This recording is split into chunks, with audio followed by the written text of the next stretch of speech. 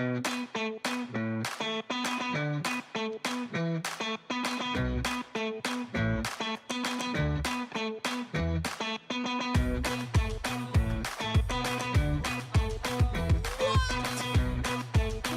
is going on? Holy moly. We are doing something absolutely different than I normally do. Usually we bring updates and we go through a bunch of crypto stuff. But today I woke up and I wanted to look at things a different way. I got into this market because of the art, and I am looking at where the art market is at the moment. I'm looking at the lull in the crypto space, and I wanted to do a deeper dive on some of the art that I think is important and noteworthy. So we are going to run through some of that stuff. Chaos to clarity, noise to narrative. It is Sunday, May 19th, and it is time for some rare bits. As I said, we're going to go through and look at the art market. Today, we're going to focus on the digital art market and explore its overall significance, particularly in the current economic state where crypto market is kind of sleepy at the moment. This period of relative calm presents a unique opportunity, in my opinion, especially when we are thinking about long-term investments. The digital art market has seen exponential growth over the past few years, driven by advancements in tech and the increasing acceptance of digital assets. There are a couple crucial things to keep in mind. We have innovation and creativity. This digital art represents the cutting edge of creativity. I always find it interesting that the artists that are already in this market, that are producing, are going to continue to push the boundaries as tech continues to do the same thing. So as we move into this augmented reality, virtual reality, a combination of the two, the art is going to be a huge portion of how we experience joy, happiness, pain, sorrow. So it is super exciting where we are, and we are going to get into some things. We have to look at accessibility and democratization of art. It is accessible to everybody like nobody has ever experienced before. There is so much art that is available to view, experience, incorporate into your life. It is amazing. It can be easily shared. And we are getting to the point where we're going to have the changing of the guard. The old art people are going to be replaced by this younger mindset. And with that brings this digital initiative that we are fostering in this space right now. When we look at investment potential, we kind of see the market has ebbed and flowed. Is this a time to buy some of the art where people are trying to maneuver some of their capital into other things that they're going to think might perform better in the short term? Is this a buying opportunity to do some long-term investment in art? Keep in mind the cultural impact that digital art is having across the ecosystem, as some of the large galleries are beginning to represent digital artists for the first time ever. And we are just scratching the surface of getting into AI art being accepted as a norm and something that people want to experience, even in museums. We have not seen the huge transfer of museum ideology from physical work to digital work, but people like Rafiq Anadol are bridging that gap. And then when we look at something like the Vegas Sphere, this giant, enormous LED shape that is in the desert, and it represents the ability to do art in a different way. The interior of that building also represents the ability to experience art in a different way. So I want to touch the surface on all these things. And when we think about long-term sustainability, it's got to be in the digital art, right? It holds importance, it holds provenance, it holds all of these things. And in there lies investment opportunity. So I wanted to touch on a couple of these things with you guys today. So what I want to do, I talked about kind of the Bitcoin that we are seeing. I wanted to talk about, I'm just going to take three top sales that were in the last 48 hours. So we had the Nakamoto Freedom. This is part of the Punk 6529 meme collection. This particular one sold for 4.2 ETH. Next up, we had two Xcopy sales that are really interesting. This is Exit Strategy. This is not a one of one, but it's part of a series, and this sold for 1.6 ETH. Next up, we have another Xcopy, excuse me. It's called Proto-Rec, This sold for 1.6 Ethereum. So these are just some of the artists that are in the space. This art stuff is moving. These have commanded higher prices in the past, but these are some of the things that just sold in the last 24 hours. And these artists, all of these artists we're going to get into in a minute, but I just wanted to look at what the art looks like for some of the top sales that have happened very recently. Next up, I wanted to, even before we do anything, I wanted to look at kind of the activity on the different blockchains.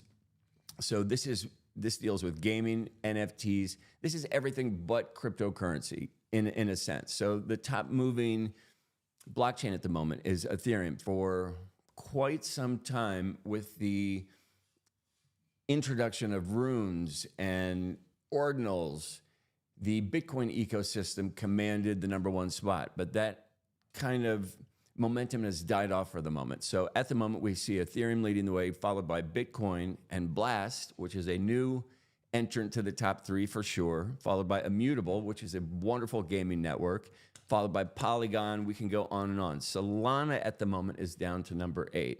What I'm getting at is a lot of this art sits on the Ethereum and Bitcoin networks. Now, there are people that are going to go absolutely crazy because there are plenty of art markets where it crosses all the chains. And I do believe we are getting into this time where omni-chain is coming, where people aren't going to care where the art lives. As long as it is provable and it is on a blockchain and it is authentic, that is what people are going to want to know. So when we look at the art market and what is going on, some notable sales. So as you can see, just at first glance, you can see these chromie squiggles have been selling quite a bit. They're commanding between 5 and 7 Ethereum right now. I wanted to just briefly look at the PFPs very quickly. And if you are listening on the podcast, I apologize because I have some visuals set up. I just wanted to look at some things. So one of the things that I consider art in the PFP side of things is definitely the CryptoPunks. So the CryptoPunks are currently selling for 47.69 Ethereum. Now, I'm not saying Azuki or DeGods. I'm not saying Bored Apes, Miladies. I'm not saying any of these are not art. I'm saying for this relevance in the art market, and today I'm concentrating on that stuff. So these are some of the sales that are happening, right? Now we're going to get into the deep dive stuff. Excuse me. So the top 10, we are going to look at all of them, right? And these are based on volume. This is based on volume over the lifetime of digital art. So #1, we have Larva Labs. And what is Larva Labs? Okay, so Larva Labs is the mysterious collective behind the wildly popular CryptoPunks Meebits collection, as well as they're known for some other pixelated avatars. Their entry into the digital scene, it was founded by a gentleman by the name of Matt Hall and John Watkinson. This happened back in 2017 with the launch of CryptoPunks. Total sales for CryptoPunks alone have generated over $1 billion USD in sales. Okay, so let's double click on Larva Labs. So in their stable, we have the CryptoPunks, Autoglyphs, and Meebits. Current floor price of the CryptoPunks is $116,000. It is down only 1.2% on the 24-hour. Autoglyphs, floor price, 165 Ethereum. That is $500,000 US, $507,000. Next up, we have Meebits. Their floor price is 0.531 Ethereum. That's about $1,630. The supply on each of these CryptoPunks, there's 10,000. The Autoglyphs, there are only 512, and the Meebits, there are 20,000. So I don't even want to get into the collections much deeper than that. I just want to show you that this is art. This particular collection, right, with total 3 projects. I mean, it's almost $1.5 billion. So this is something that is not going away. This has historical relevance. When we see either cryptocurrency dip or we get into the middle of summer where people are out with their families, enjoying the vacation. They've got their minds off things. it might be a really interesting time to purchase some of these things, especially if you're thinking 5 years, 10 years out. So I am a huge fan of Larva Labs. CryptoPunks are absolutely fabulous. Next up, we have Tyler Hobbs. He is a generative artist, and he creates absolutely mesmerizing algorithmic works that play with generative shapes and color. His entry into the digital space began in about 2014, and he became widely recognized in about 2021 when the Fidenzas kind of took off. That was on the Artblocks platform. Total sales for Hobbs Fidenzas are about $150 million to date. There are some interesting articles on artnet.news, wallpaper.com, as well as Cointelegraph. There will be some links in my podcast if you are interested in this. So deep diving into the Tyler Hobbs stuff, we have the Fidenzas, the Incomplete, the QQL Mint Pass, and the QQL. So the only thing I want to touch on, which is interesting, is the QQL Mint Pass.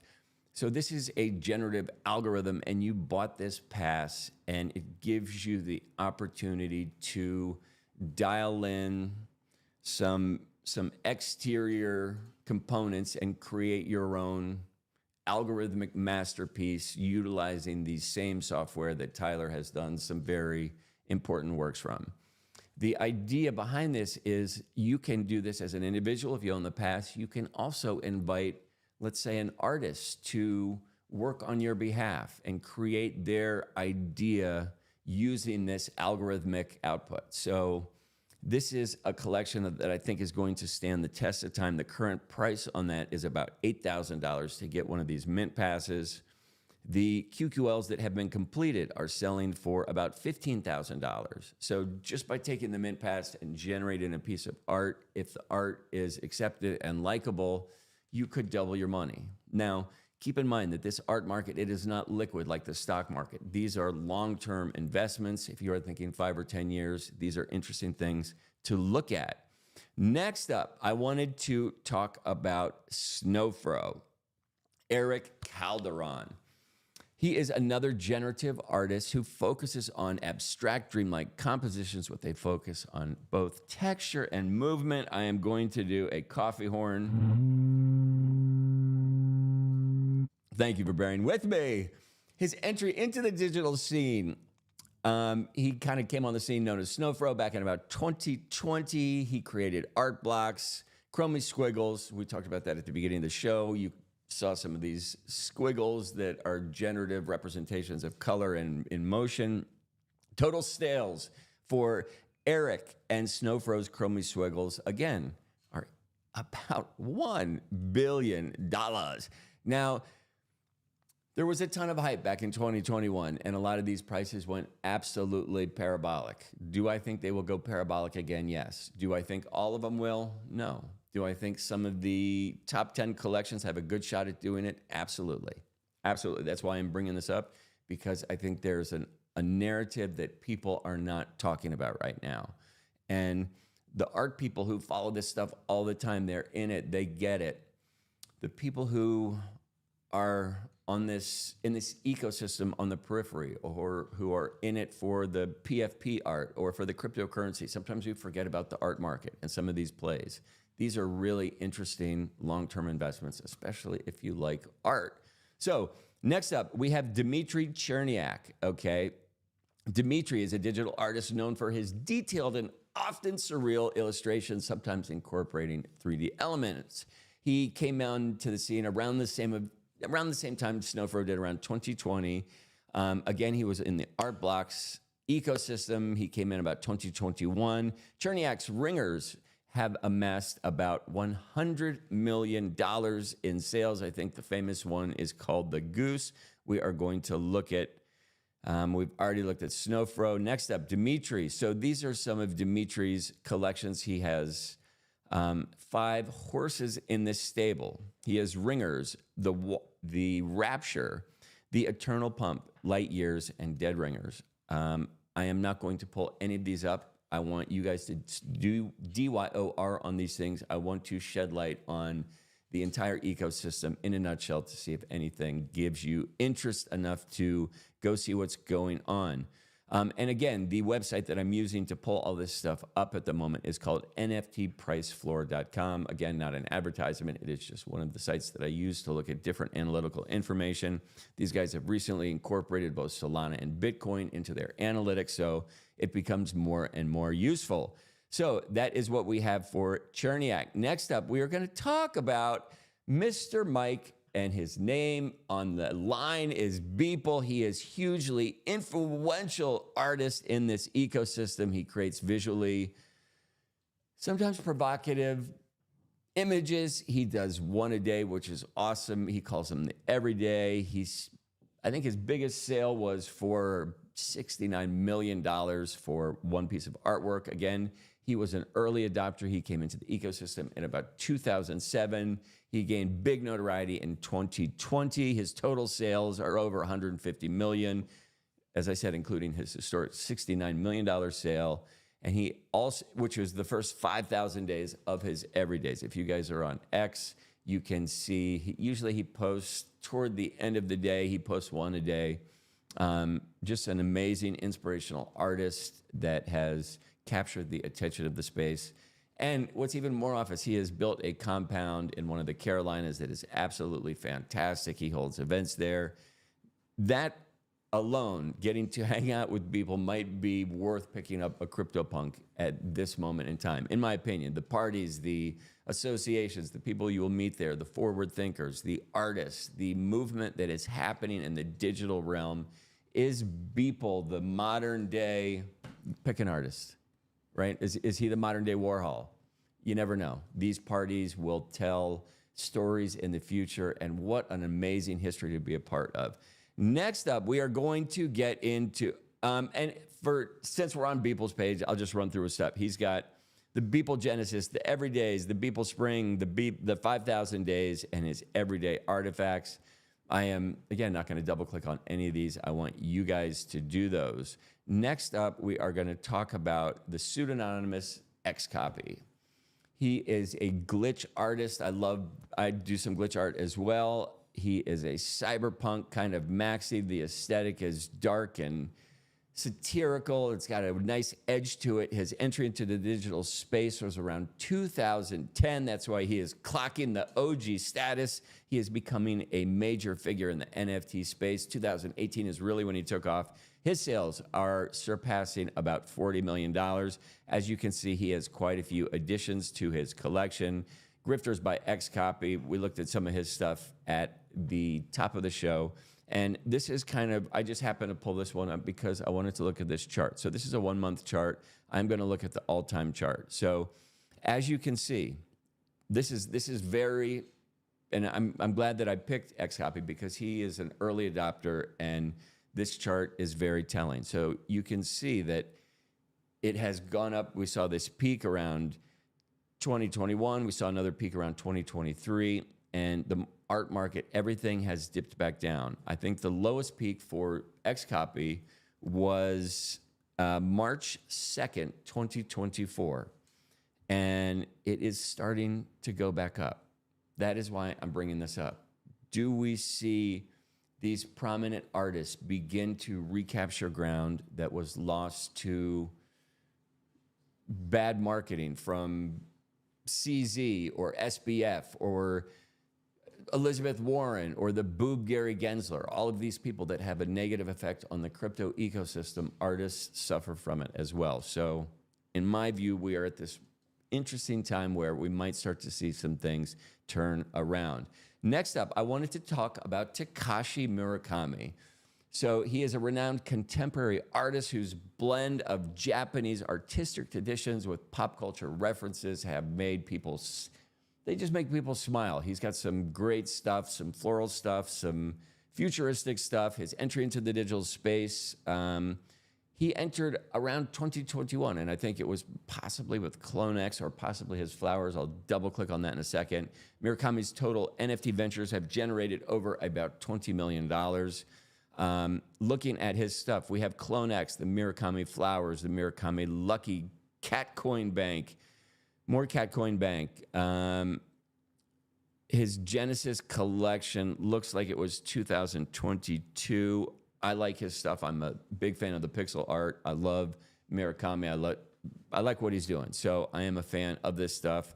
The floor price for a lot of his assets have also dipped. Clone X, something that he did a lot of work for. It's interesting because Clone X had an affiliation with Nike, and they have recently lost that affiliation, as far as I know, and it has caused the associated assets around that decision by Nike to suffer. Excuse me. Murakami's artwork kind of also has suffered in the wake of that. Is this a buying opportunity to get a double boost if things tend to turn around? That is your decision. That's why I am bringing this stuff up to you people. Next up, we have Damien Hirst. Now, this guy I'm a fan of his. He does a bunch of physical works. His story of when he decided to go physical to digital is so inspiring. The underlying story of how he did it, why he did it, and the decisions that people made who purchased his artwork had to do were captivating. So if you do not know, he created a bunch of physical works. He did a digital counterpart with all of these works. He sold the NFTs, or digital pieces of the artworks, online. And anybody who purchased the digital NFT had to make a decision by a certain date. You could either burn the digital NFT. If you did that, he would send you a hand-signed physical print of the physical copy. If you decided to keep the NFT, he would burn the physical copy, and now you would have the digital representation of that specific piece. And it brought up an interesting narrative between younger and older collectors. Many people said, I would prefer the physical piece because it seems to have physical value. And granted, they do. But physical art is difficult to take care of. It is not as liquid as digital art because you have to take it to a gallery. The gallery is going to take a cut of it. There are a number of steps associated with selling physical art that might not be associated with digital art and the ease of selling it. Two things that are really important, and I touched on this at the beginning of the show. When we talk about innovation and how captivating this space is, Damien Hirst, he's an older artist, and when he decides to do something digital, what I found absolutely inspiring about it is he decided to push the digital boundaries already. So and this is a conversation that I had with my mother explaining the difference between physical and digital art, because she would have chose the physical art. And I said, Mom, listen, you can take the digital and get a physical print. It will look great, put it on your wall wherever you want it. And here's what's really interesting about the digital versus physical side. If you take the physical piece of artwork, that is the end of your relationship with that artist. There is no more connection. It is severed. He will no longer have an idea where that piece goes. You may sell it in a gallery. He may hear of it. But for the most part, your relationship with that artist is now non-existent. Now, if we take the digital asset, that artist has the ability to watch that asset wherever it goes, wherever it sits in whatever wallet, whatever the artist has a connection. If the artist decides future forward, I would like to send something to the holders of my first digital collection, I am going to send them a digital piece that only these certain collectors will get. That is something that can only be done with the digital side of things. So Damien Hirst has already pushed the boundaries. I look for artists to continue to push the boundaries in this realm and bring interesting value that we did not have in art before this digital side of things began to take over. So Damien Hirst, he has some interesting collections. I think they are really good. As I said, his sales are about $89 million, so he has always been one to watch. Next up, we are going to look at Matt Kane, a digital artist who creates intricate and detailed 3D environments with a focus on light and atmosphere. Entry to the digital scene was in the early 2000s, so right at the turn of the century when Y2K was settling in. He actually got into the NFT market in 2019, full force, but he's been doing digital stuff since the turn of the century. His sales are about $10 million. He is currently ranked number 9 in our ecosystem. He has 5 horses in this stable. I want you guys to check his stuff out. I'll pull up one of his pieces just to get a look. You can see he's got a pretty steady floor price. It's actually gone up since his introduction into the ecosystem. So that is good to see. And next up, The last on our list, Sarah Friend, which is also known as Math Castles, a generative artist who produces mesmerizing, abstract compositions that explore mathematical concepts and patterns. Entry into the scene was around 2019, focused on generative and algorithmic art. Total sales for Math Castles, several $1 million. Again, interesting stuff. Terraforms is the name of the collection. It is currently kind of down. Are we seeing the bottom for these collections? That is what I wanted to bring up to you guys. I think this stuff is super interesting. And that is what I have for today, ladies and gentlemen. If you tuned in, I so appreciate it. Please share, like, tell your friends. Tune in all the other times I do NFT news, I do crypto news. Warning, Rare Bets way cause hodling.